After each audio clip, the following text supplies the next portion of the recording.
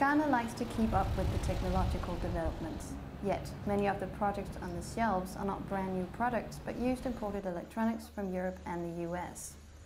Germany, Holland, Italy, Spain, the UK. Every week, approximately 150 containers with used computers are shipped into Ghana. But it is not until the computers are plugged in that the e-shop owners discover if they have spent their money on waste. We buy them on testing. Yeah, we buy them, we go and select them and we buy them. If you're lucky, you can get all of them working. Sometimes you can get most of them not working. According to the Basel Convention, it is illegal to sell electronic waste to non-OECD countries such as Ghana. These countries have no viable dismantling facilities and therefore the discarded electronics end up in dump sites. Here the workers dismantle them and burn the wires in search of precious copper. This process affects the workers' health, tells 16-year-old Peter Adulu, who is one of the 3,000 workers at Ghana's largest dump site, Apoploshi.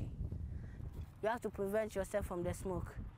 Pass somewhere else that there's no smoke so that you'll be able to save your throat, everything about your system. By little, you may think that, oh, it's a small thing. It can affect your body.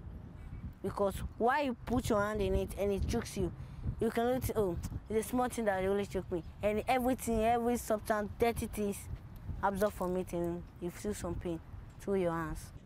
To document the negative health consequences, the Ghanaian NGO Green Ad have tested a group of the workers' blood and urine to document the amount of toxins in their body. We know lead has very serious effect on brain development of children. As the levels accumulate, you can imagine anything can happen. A lot of these are known to be carcinogenic, cancer causing. According to Dr. Caesar Apentic from the Department of Communication and Culture at the University in Calgary, the risk of getting ill is not enough to stop the workers from doing the hazardous work. The workers themselves understand the health hazard involved, but it is a question of survival. Remember, it's also an illiterate community, so death can be easily associated with something else. Peter Adulu is well aware that he risks getting ill, but he needs to earn money so that he can support his mother and brother, as well as buy books for school. Until something happens to me before I know that I'm injured. Assuming you get hurt when you are working, you don't know yet, you just rub your hands on it, it has gone. But until you know that you are feeling the pain before you stop it. At the Ministry of Environment, Science and Technology, they are aware that the handling of electronic waste have problematic consequences. I must say that of late, the Ministry has observed that e-waste is becoming a menace and is creating some problems. The Ministry sees that as a concern.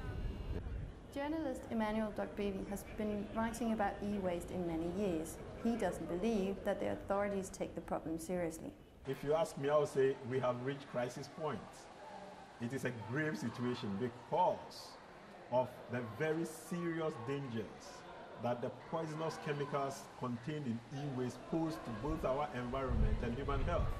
You'll be surprised to know that there are even government officials working in the Ministry of Environment who have no idea what e-waste is about. So that should tell you of the very limited knowledge of the people about the dangers of e-waste.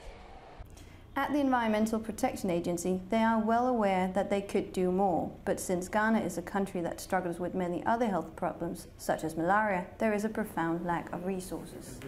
As a government agency with limited resources, there is always a limitation as to what we can do at any particular time. As the majority of electronic waste originates from Europe, John Kwamang emphasizes that the European companies and governments need to take their responsibilities more serious.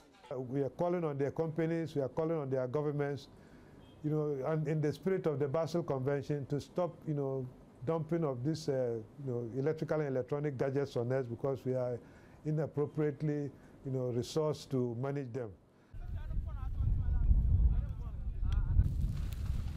Until recycling facilities are established in Ghana and the illegal flow of e-waste is stopped, the fires from the computers will continue to burn at Apoploshi.